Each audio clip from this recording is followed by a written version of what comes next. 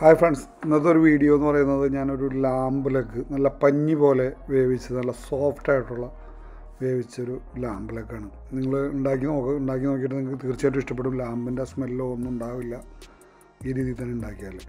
നല്ലൊരു ലെഗ് മേടിച്ച് നന്നായിട്ട് വരഞ്ഞ് ക്ലീൻ ചെയ്തെടുത്തതിന് ശേഷം ഞാൻ പറയുന്ന രീതിയിലുള്ള മസാലകൾ, ഓവർ മസാലകളൊന്നുമില്ല, പിള്ളേർക്കും കൊച്ചു പിള്ളേർക്കും ഇവിടുത്തെ ഐറിഷുകാർക്കും ഒക്കെ ഇഷ്ടപ്പെടുന്ന ഒരു രീതിയിലാണ് ഉണ്ടാക്കിയിരിക്കുന്നത്. അത് പ്രത്യേകിച്ച് ഇതൊരു ഐറിഷ് കൂടി കൊണ്ടുപോകാൻ വേണ്ടി ഉണ്ടാക്കിയ ഒരു ലെഗാണ്. നല്ല സോഫ്റ്റും നല്ല പഞ്ഞി പോലെ ഇരിക്കുന്നതും നല്ല സോഫ്റ്റ് ടേസ്റ്റുമാണ്. അപ്പോൾ നിങ്ങളെല്ലാവരും ഇത് കണ്ടു നോക്ക്, പൂർണ്ണമായിട്ട് കാണുക, കണ്ടിട്ട് ഇഷ്ടപ്പെട്ടെങ്കിൽ ഒന്ന് ഉണ്ടാക്കി നോക്കുകയും ചെയ്യുക, കേട്ടില്ലേ. അങ്ങനെ മസാലകളൊക്കെ എടുത്ത് വെച്ചേക്കണ കാണിക്കുന്നത്. മസാല എടുത്തിട്ട് ഇനി നമ്മുടെ ലാമ്പ് ഒരു പാത്രത്തിലോട്ട് മസാല പുരട്ടി മാറ്റാമെന്ന് വിചാരിച്ചു. അപ്പോൾ വലിയൊരു സ്റ്റീലിൻ്റെ പാത്രം എടുത്തു. അപ്പോൾ ആവശ്യത്തിന് ഉപ്പെന്ന് വെച്ചാൽ ഏകദേശം ഞാൻ എടുത്തതൊരു 1.5 സ്പൂൺ ഉപ്പാണ്. 1.5 സ്പൂൺ ഉപ്പോളം കൊടുത്തു. പിന്നെ നമ്മുടെ 2 ടീസ്പൂൺ ജിഞ്ചറും ഗാർലിക്കും കൊണ്ടുള്ള പേസ്റ്റ് 2 ടീസ്പൂൺ അതെടുത്തു. പിന്നെ 1 ടീസ്പൂൺ കുരുമുളക് പൊടി. 1 ടീസ്പൂൺ 1.5 സ്പൂൺ ഉണ്ടായിരുന്നു. അത് വേണമെങ്കിൽ 1 സ്പൂണും കുറച്ചും കൂടി കിട്ടുള്ളൂ.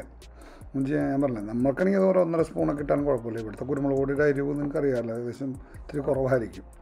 പിന്നെ നമ്മുടെ ഗരം മസാല 1 സ്പൂണ്, ഗരം മസാല ഇട്ട് 1 സ്പൂൺ.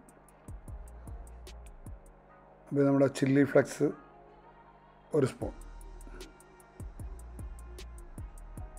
1 സ്പൂണും കുറച്ചും കൂടി വേണം കേട്ടോ, 1.5 സ്പൂൺ ഇത്ര ഇട്ടാൽ മതി. ചില്ലി ഫ്ലെക്സ് ഈ പറഞ്ഞ പോലെ അവർ ഐറിഷുകാരുള്ള കാരണം ഞാൻ ഇത്തിരി എല്ലാവരും കുറച്ച് കാണിക്കുന്നത്. 1.5 സ്പൂണ്. പിന്നെ നമ്മുടെ മെയിനായിട്ട് ഞാൻ പറഞ്ഞ ഷാൻ്റെ മട്ടൺ മസാല 2 ടീസ്പൂൺ. പിന്നെ ലൈം ജ്യൂസ്, ചില്ലി സോസ് ഒഴിച്ചില്ല. ചില്ലി സോസ് ഞാൻ എടുത്ത് വെച്ചെന്നുള്ളൂ. നമ്മുടെ വേണമെങ്കിൽ ചില്ലി സോസ് ഒഴിക്കണമെങ്കിൽ ഒഴിക്കാം. ചില്ലി സോസ് ഒഴിച്ചില്ലത്. അതിന് പകരം ഞാൻ കുറച്ച് സോയാ സോസ് എടുത്ത് വെച്ചിട്ടുണ്ടായിരുന്നു. അപ്പോൾ ഒരു സ്പൂണോളം സോയാ സോസ്, 1 സ്പൂൺ ഒഴിച്ചില്ല, 1/2 സ്പൂൺ ഒഴിച്ചോളൂ. എന്ന് വെച്ചാൽ ഒരു ഫ്ലേവർ കിട്ടാൻ വേണ്ടി മാത്രം, ചെറിയൊരു ഫ്ലേവർ. എന്ന് വെച്ചാൽ ഒരു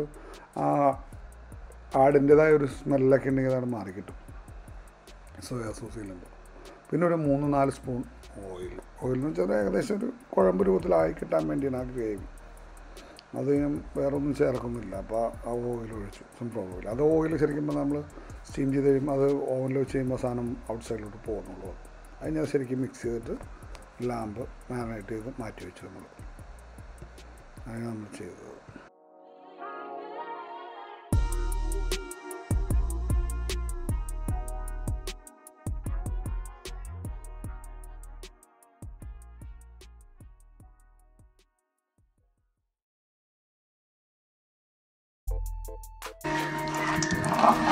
ഇതിനെ കുക്കിയാനുള്ള ഈ പാത്രത്തോട്ട് മാറ്റി വയ്ക്കുക. ഇവിടെ കണ്ട ഇതിനകത്തോട്ട് നമ്മൾ മാറ്റി വെച്ചിരുന്നു. ഈ ഐറിഷുകാർക്കായാലും നമ്മൾ ഇച്ചിരി മസാല ഗ്രേവി കുറവാണ് ഇട്ടേക്കുന്നത്. പിന്നെ അത് ഐറിഷുകാരും ഇന്ത്യനും എല്ലാ നാട്ടുകാരും ഉണ്ടാവും, ചിലപ്പോൾ ഒട്ടുമിക്ക നാട്ടുകാരും ഉണ്ടാവും അതിനകത്ത്. അത് ഞങ്ങൾ അടുത്തൊരു പാത്രത്തോട്ട് വെച്ച് നമ്മൾ വെച്ച്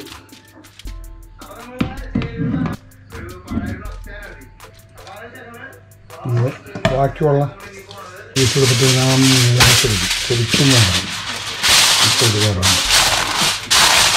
ഇതിനെ മൂടിയിട്ട്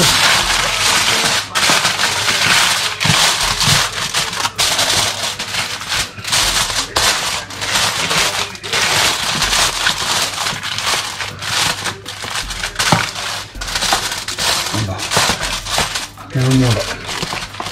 ഇത് വേണമെങ്കിൽ ഒരു പ്രാവശ്യം കൂടി ഒന്ന് കവർ ചെയ്താൽ കുഴപ്പമില്ല.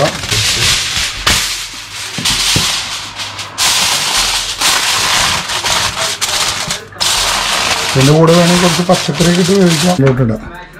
ഞാനിവിടെ നമ്മൾ ടൈമർ വയ്ക്കാം. ടൈമർ എന്ന് വെച്ചാൽ ഒരു 10 മിനിറ്റ് ഉണ്ടാവും. ഫാനിൻ്റെ ഒരു പിച്ച വേണ്ട, ഫാനിൻ്റെ പിച്ചല്ല ഇടാവും. ഇതിനകത്ത് കുറേ പിച്ചറുകളുണ്ട്. ഉണ്ടാവും. ഇത് ഫാനും ഫാനിലതും ലൈറ്റ്, അത് കഴിഞ്ഞിട്ട് നമ്മുടെ എന്താ പറയുന്നത് ഫാൻ അടിയിൽ ഗ്രില്ലും കൂടി കൂടിയത്. ഇത് ഫാൻ വെറുതെ ഫാൻ, ഇത് ഫാൻ റൊട്ടേറ്റ് ചെയ്യുന്നത്. ഇത് നമ്മുടെ മുകളിൽ നിന്നുള്ള ഗ്രില്ല്, ഇത് ഫാനും ഗ്രില്ലും കൂടി കൂടിയത് കണ്ട. അപ്പോൾ ഇത് ഫാൻ വെറുതെ ഫാൻ, ഇത് ഗ്രില്ലും ഫാനും കൂടി കൊടുക്കും. അത് വേണം. ഇത് ഗ്രില്ലും ഫാനും കൂടി കൂടി. അതുകൊണ്ട് ഫാനും റൗണ്ട് ടൈപ്പുള്ള രീതിയിലുള്ളത് കേട്ടോ. അത് ഓവനില്ലാത്ത ആൾക്കാർക്ക് കുക്ക് ചെയ്യാൻ വേണ്ടിയുള്ളൊരു സിസ്റ്റം ഞാൻ പറഞ്ഞുതരാം. നമ്മുടെ സാധാരണ ഇഡ്ഡലി പാത്രം എടുത്തിട്ട് ഇഡ്ഡലി പാത്രത്തിനകത്തോട്ട് ഇതേപോലെ തന്നെ ഒരു പാത്രത്തിലാക്കി പൊതിഞ്ഞ് ഒട്ടും വെള്ളം കയറാണ്ട് പൊതിഞ്ഞ് വയ്ക്കുക. എന്നിട്ട് ഇഡ്ഡലി പാത്രത്തിൻ്റെ മുകളിൽ നമ്മൾ അടയൊക്കെ പുഴുങ്ങുന്നത് പോലെ തന്നെ അതിൻ്റെ മുകളിൽ വെച്ചിട്ട് വെള്ളം നന്നായിട്ട് തിളപ്പിച്ച് സ്റ്റീമാക്കി അതിനകത്ത് വെച്ചൊരു 1.5 മണിക്കൂറോളം നന്നായിട്ട് തിളച്ചതിന് ശേഷം സ്ലോ കുക്കിൽ 1.5 മണിക്കൂർ ഗ്യാസിൽ വെച്ച് വേവിക്കുക. അത് കഴിഞ്ഞിട്ട് എടുക്കുമ്പോൾ ഇതുപോലെ തന്നെ നല്ല ടേസ്റ്റായിട്ട് കിട്ടും സാധനം. ഇത് ഓവനിനകത്ത് നമ്മൾ കുക്ക് ചെയ്യുന്ന ആൾക്കാർക്ക് 1.5 മണിക്കൂറെങ്കിലും വെച്ച് കുക്ക് ചെയ്യുക. മൂടി വെച്ചിട്ട് തുറക്കാൻ വേണ്ട ഒന്നും ചെയ്യരുത്. നിങ്ങൾ 1.5 മണിക്കൂർ നേരം കുക്ക് ചെയ്യുമ്പോൾ നല്ല സോഫ്റ്റ് നല്ല പഞ്ഞി പോലെ ആവും. അത് ബീഫായാലും ലാമ്പായാലും എന്ത് സാധനമാണ്, ചിക്കനായാൽ പോലും മൂടി വെച്ച് വേവിക്കുമ്പോൾ അത് കരിഞ്ഞു പോകുന്നു. പിന്നെ പ്രത്യേകിച്ച് ഫാനും കൂടി ഇടുമ്പോൾ കരിഞ്ഞു പോകുമെന്ന് പേടിക്കണ്ട. എല്ലാവരും ഗ്രില്ലിടുമ്പോഴാണ് കൂടുതലും ഇതിന് കരിഞ്ഞു പോകാനും അതിന് വേവാണ്ട് വരുന്നതൊക്കെ. ഗ്രില്ല് ഇട്ടതിനേക്കാളും ഏറ്റവും നല്ലത് സ്ലോ കുക്കിൽ വേവിക്കാനുള്ള സാധനങ്ങൾ എപ്പോഴും ഫാനിൽ യൂസ് ചെയ്യുക. ആ ഫാൻ യൂസ് ചെയ്യുന്നതിന് ഉള്ള പ്രത്യേകത ആ ടേസ്റ്റിലും ഉണ്ടാകും, ആ ഭക്ഷണത്തിലും ഉണ്ടാകും. ഒരു പ്രത്യേക രുചി തന്നെയാണ് അതിന് അങ്ങനെ ചെയ്യുമ്പോൾ. അത് നിങ്ങൾ സ്ലോ കുക്കിൽ ഒരു 1.5 മണിക്കൂർ വേവിച്ചിട്ട് തുറന്ന് ഓപ്പൺ ചെയ്തെടുക്കുക. നന്നായിട്ട് വെന്തിട്ടുണ്ടെന്നാണ് എനിക്ക് തോന്നുന്നത്. എല്ലുമേനതിന് വിട്ടുണ്ട്, എല്ലുമേന വിട്ടുള്ള കറക്റ്റായിട്ട് നല്ല സൂപ്പറായിട്ട് വന്നിട്ടുണ്ട്. ഇനി ഇത് കഴിച്ചൊന്ന് ടേസ്റ്റ് ചെയ്ത് നോക്കണം.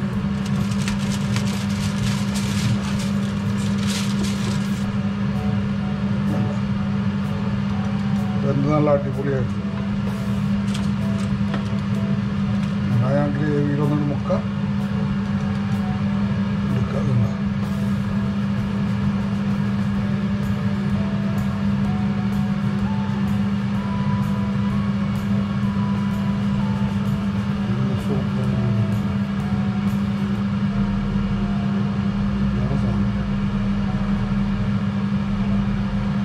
നിങ്ങളൊക്കെ ഒന്ന് ഉണ്ടാക്കി നോക്കാം, കഴിച്ച് നോക്കാം. അഭിപ്രായം